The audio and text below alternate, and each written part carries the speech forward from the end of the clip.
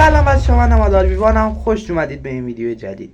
تا حالا تو بازی ردد 2 برای خیلیاتون و مخصوصا خود من پیش اومده که تو بازی کارهای خلاف یا دزدی انجام دادیم و سطح شرافتمون خیلی اومده پایین.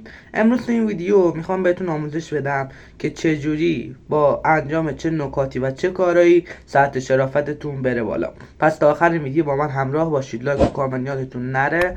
اگه با آموزش بازی رددم علاقه دارید کانال منو حتما دنبال کنید. بریم برای آموزش. خب اولین روش شاید یکم حوصله سربر باشه ولی خیلی کاربردیه. اینجوریه که شما باید به ماهیگیری برید، یه ماهی بگیرید و به جای اینکه اون ماهی رو با خودتون ببرید اونو دوباره به آب برگردونید. این یکی از ساده ترین روش ها است که تاثیر داره تو بالا رفتن سطح شرافت شما. یکی از روش های بالا رفتن سطح شرافت شما نقطه های سفیدی هستند که به صورت تصادفی در طول بازی روی نقشه نمایان میشن.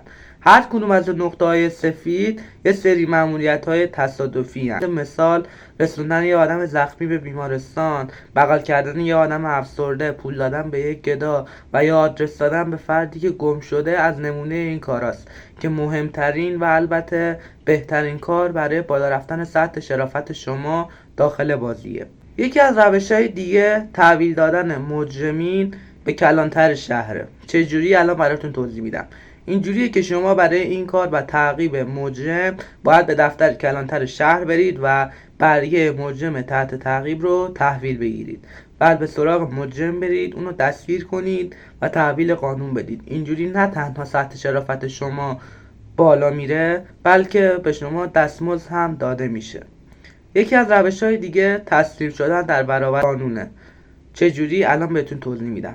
اینجوریه که وقتی شما داخل شهر جرمی مرتکب میشی و کلانترها شما رو محاصره میکنن، نباید به روی اونا اسلحه بکشید. اسلحه‌تون رو غلاف کنید و تسلیم اونا بشید. اینجوری شاید 2-3 روزی بیفتید زندان و جریمه پرداخت کنید، ولی باعث میشه که سطح شرافتتون بره بالا.